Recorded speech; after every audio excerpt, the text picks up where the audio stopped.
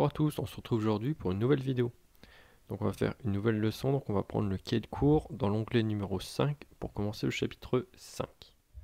Alors chapitre 5, gestion de données. Grand 1, introduction. Remarque, une donnée est une information que l'on a sur une personne, sur quelque chose, sur une ville. C'est une information. Exemple, alors on va prendre une phrase, Pierre a 10 ans et a un chien. Il adore faire du foot avec ses deux frères. Donc dans cette phrase, on a plusieurs informations qu'on va appeler des données. Donc tout ce qui est entouré en rouge, c'est des données. Donc Pierre, ça nous donne une information sur le prénom de l'enfant.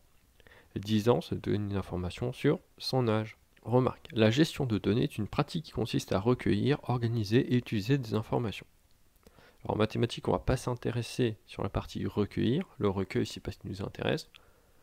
Nous, ce qui va nous intéresser, c'est comment on va organiser les données, comment on va les ranger, comment on va les lire, comment on va les utiliser. Alors justement, pour organiser ces données, pour les ranger, on peut utiliser des tableaux, des diagrammes circulaires, des diagrammes semi-circulaires, des diagrammes en bâton, des histogrammes, des diagrammes moustaches, des graphiques cartésiens. On peut ranger ces informations de plein de manières différentes. Donc là, dans ce chapitre, on va voir quelques manières d'organiser ces données. Grand 2, on va commencer par les tableaux. Alors, on va faire un exemple. Voici les notes obtenues par 100 élèves lors du dernier contrôle. Donc là, c'est toutes les notes des 100 élèves qui sont rangées dans une grande liste. Donc 2, 19, 11, 9 et ainsi de suite. Sauf que là, on voit bien qu'on a un tas de données, on a plein d'informations, mais on ne peut pas en dire grand-chose. Si on pose la question combien d'élèves ont eu au-dessus de 14 ou combien d'élèves ont eu 12, c'est pas facile à voir. Pour ça qu'on va les organiser, on va se servir d'un tableau. On peut faire un tableau comme le tableau suivant. Donc là, on a deux lignes. On a la ligne des notes. Donc c'est toutes les notes obtenues par les élèves, donc ça va de 0 à 20. Et en dessous, on a l'effectif. Le mot effectif, ça veut dire le nombre. Donc là, en dessous de 0, je vois que dans effectif, j'ai 4. Donc c'est-à-dire que dans toute la liste, il va y avoir 4 zéros. Il y en a un ici, il y en a un ici, il y en a un ici, tout à la fin de la troisième ligne, et un tout au début de la quatrième ligne. Donc j'ai 4 zéros dans la liste, donc dans effectif, je marque 4. Je fais ça pour chacune des valeurs, et j'obtiens l'effectif pour chacune des notes. Donc si on me pose la question combien de personnes ont eu 10 sur 20, je vais dans la ligne notes, je m'arrête à 10, regarde en dessous dans l'effectif, c'est-à-dire le nombre de personnes qui ont eu 10, et je vois 4. Donc je peux répondre, il y a 4 personnes qui ont eu 10 à ce contrôle. Donc là c'est un tableau basique, on pourrait le compléter avec d'autres choses comme l'effectif cumulé croissant, mais c'est un peu plus compliqué. Mais déjà là on peut répondre aux questions du type combien de personnes ont obtenu cette note. Quand je fais mon tableau, pour m'assurer que je ne me suis pas trompé, je peux calculer la somme de tous les effectifs. Donc 4 plus 5 plus 9 plus 3 plus 7 et ainsi de suite jusqu'à arriver à 3 plus 5 plus 6. Et je dois obtenir 100. Si j'ai pas obtenu 100, c'est que je me suis trompé quand j'ai rempli le tableau. Alors, comment on remplit ce genre de tableau? Alors, quand on a beaucoup de données, on utilise généralement l'outil informatique. On va utiliser un ordinateur. Donc là, dans la zone là, j'ai mis des notes. Donc alors, je ne les ai pas tapées à la main. Je lui ai demandé de faire des nombres aléatoires entre 0 et 20. Ensuite, j'ai fait un tableau avec notes effectives. J'ai mis toutes les notes de 0 à 20. Donc 0, 1, 2, 3 et ainsi de suite. Et dans l'effectif, je ne les ai pas comptés, je lui ai demandé de les compter à ma place. Donc pour ceux qui s'intéressent un peu à l'informatique, je lui ai demandé là de me calculer le nombre dans la zone entre C2 ici et V6 ici, donc tout ce qui est encadré en noir, l'ensemble de toutes les notes. Je lui ai demandé de compter dans cette zone là combien de fois il voit ce qu'il y a dans ces 10. Donc combien de fois il voit 0. Et là il m'a répondu, j'en vois 2 fois. Et je lui ai dit de faire ça partout, et il me l'a calculé partout. Et ensuite je lui ai redemandé juste pour vérifier de me calculer la somme, tout ce qui est en dessous là, tous les effectifs pour voir si je tombe bien sur 100. Alors là on va essayer de faire la même chose, avec moins de nombre évidemment, à la main, pour voir comment on fait. J'ai une liste de notes obtenues par des élèves. 2, 6, 5, 5, 4, 18, 12, 13, 7, 15 et ainsi de suite. Donc je vais faire un tableau. Donc, toujours à 2 lignes. On va faire les notes et l'effectif. Je vais regarder dans ma liste quel est le plus petit nombre. Donc là, je commence 2. 2, c'est mon plus petit nombre. Et je passe au suivant et je regarde si j'obtiens un nombre qui est plus petit. Non. Donc 2, il reste toujours le plus petit. 2, c'est le plus petit. 2, c'est le plus petit. Et ainsi de suite jusqu'à ce que j'arrive tout à la fin. 2, c'est mon plus petit. Donc dans notes, je mets 2. Dans cette liste, je vais regarder combien de fois j'ai des 2. J'en ai un seul ici. Donc je vais le barrer et je vais mettre un 1 dans l'effectif. Ensuite, je vais regarder quel est mon nombre le plus petit. Alors pour l'instant c'est 6. Maintenant mon nouveau nombre plus petit c'est 5. C'est toujours 5. Maintenant mon nombre le plus petit c'est 4. Je descends. Je repasse ici. 16, 7, 11, 13, 3. Ah, 3 c'est le plus petit 4. Donc maintenant 3 c'est mon nouveau nombre plus petit. 3, 18, 7, 9, 6. 3 c'est mon nombre le plus petit. Donc je le marque ici. et je vais compter le nombre de 3. J'en ai un ici et un ici. Donc j'en ai 2. Ensuite, mon nombre le plus petit, c'est 4. Il y en a 1, 4. Il y en a un. Ensuite, je le barre dès que je l'utilise. Ensuite, c'est 5. J'en ai 2. Donc la note 5, l'effectif, c'est 2. Et je continue comme ça. Chaque fois que j'utilise un nombre, je le barre pour pas me tromper. Alors, ensuite, 6. Là, je vais marquer 6. Alors, on va faire semblant que je me suis trompé. Je l'utilise, je le barre. Je dis qu'il y en a un. Passe au suivant. 7. Donc, il y en a 1, 2 et 3. Donc, des 7, il y en a 3. Et là, je vois, j'arrive au bout, 6. Ah, je me suis trompé, j'en ai oublié un. C'est pas grave, j'ai juste à effacer et à changer la valeur.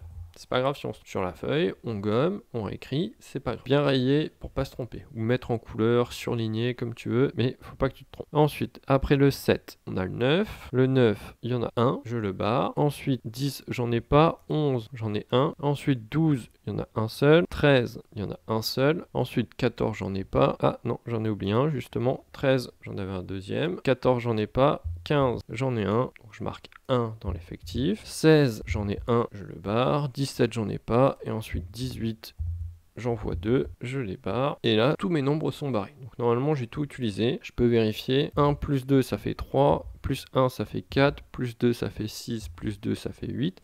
Plus 3, ça fait 11. Plus 1, 12. 13, 14, 16, 17, 18, 20. Donc j'arrive bien à 20, il y avait bien 20 notes. Normalement, je ne me suis pas trompé. Voilà, le tableau est complété et pour chaque note, j'ai son effectif. Donc là, il y a plusieurs types de personnes. Il y a des personnes qui vont aimer avoir un tableau concis comme celui-là, avec chaque fois la note et l'effectif. Et il y a certaines personnes qui vont préférer avoir un tableau plus grand avec des effectifs nuls. Ça dépend, c'est à la préférence de chacun. Certaines personnes préfèrent un tableau comme ça avec toutes les notes de 0 à 20 avec des effectifs, quitte à avoir des colonnes avec 0 dans l'effectif. Comme on veut, il n'y a pas de règle absolue. Alors là, on a vu les tableaux simples, des tableaux à une entrée. Maintenant, on va voir les tableaux à double entrée. Alors, un tableau à double entrée, c'est un tableau, toujours, sauf qu'il y a plusieurs lignes et plusieurs colonnes. Donc là, on a plusieurs lignes, triangle, étoile, disque, rectangle, total, rouge, bleu, par rapport à la couleur, rouge, bleu, verte, jaune et total. Là, ce qu'il y a dans la case là, ça va être le nombre de triangles qui sont rouges. Là, c'est les triangles couleur bleue, les triangles de couleur verte, les triangles de couleur jaune, et ainsi de suite. Les étoiles rouges, les étoiles bleues, les étoiles vertes, les étoiles jaunes. Là, on va regarder là-dedans combien j'ai de triangles rouges. J'en vois 1, 2 et 3. Dans triangle rouge,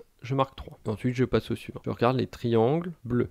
Là, je fais l'intersection de la ligne triangle et de la colonne bleue. Donc, je cherche les triangles de couleur bleue. J'en ai 1, 2, 3 et 4. Ici, je note 4. Et ainsi de suite, je complète mon tableau. Des triangles verts, j'en ai 1. Et des triangles jaunes, j'en ai 2. Je fais de même pour chacune des lignes. Donc étoile, disque, rectangle. Voilà, une fois que j'ai toutes les informations, des triangles, étoiles, disque et rectangle par rapport aux couleurs rouge, bleu, verte et jaune, je vais pouvoir calculer les totaux. Alors là, on va faire un petit exercice ensemble en application. Alors dans un collège, les élèves doivent choisir une deuxième langue parmi la liste suivante. Allemand, espagnol, italien. Les élèves sont externes, noté EXT, ou demi-pensionnaire, noté DP. On sait que le collège compte 200 élèves, 70 de ces élèves sont externes, 80 élèves font de l'espagnol en langue vivante 2, il y a autant d'élèves qui font espagnol que d'élèves qui font italien, il y a 10 élèves demi-pensionnaires qui font de l'allemand, il y a 30 élèves externes qui font de l'italien. Question A, compléter le tableau ci contre. Question B, combien d'élèves externes font espagnol en LV2, combien d'élèves demi-pensionnaires font italien en langue vivante 2 et combien d'élèves sont demi-pensionnaires. Déjà, on va compléter le tableau avec les informations qu'on a dans l'énoncé. Donc celles qu'on a dans l'énoncé, je vais les écrire en noir. Alors, le collège compte 200 élèves. Donc 200 élèves, c'est le total. Donc, je le note ici.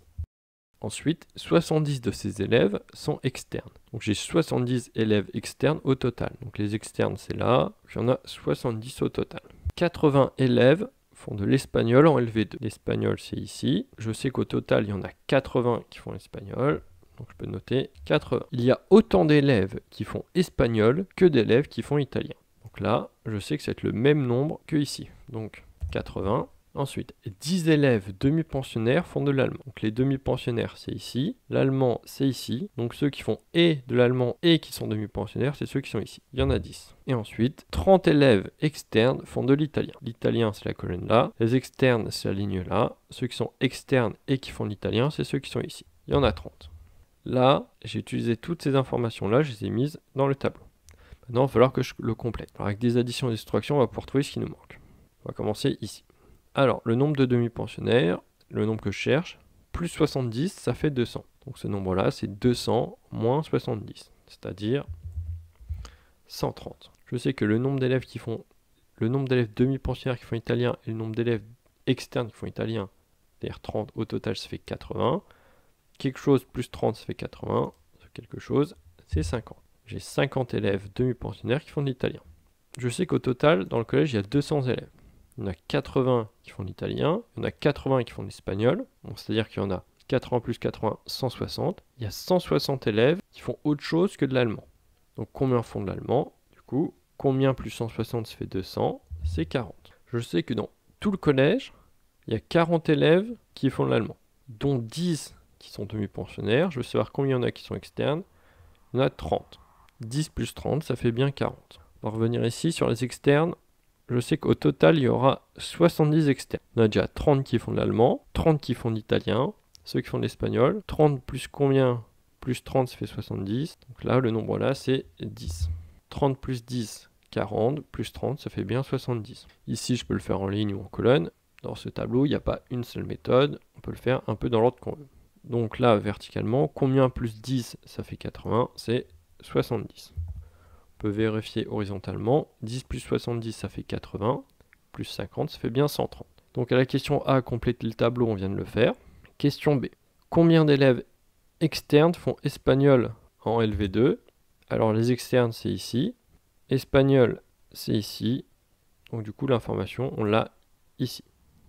Combien d'élèves externes font espagnol en LV2? Il y a 10 élèves qui font espagnol en LV2. Question C. Combien d'élèves demi-pensionnaires font italien en LV2? Les demi-pensionnaires, c'est la ligne ici. Ceux qui font de l'italien, c'est la colonne là. Donc ce qui est dans la colonne là et dans la ligne là, c'est 50. Donc il y a 50 élèves. Il y a 50 élèves qui font italien en étant demi-pensionnaires. Et dernière question. Combien d'élèves sont demi-pensionnaires? Donc l'information, on le voit dans ici. Les demi-pensionnaires, c'est ici. Au total, j'ai 130. Au total, j'ai 130 demi-pensionnaires. Voilà, c'est tout pour aujourd'hui. On s'arrête là. Donc on a vu comment on servait des tableaux. Donc n'hésite pas à bien revoir le cours, à bien revoir cette vidéo si tu as du mal, et surtout à t'entraîner en faisant des exercices. On se voit une prochaine fois pour une prochaine leçon et on verra les autres manières de ranger des données. À la prochaine. Au revoir.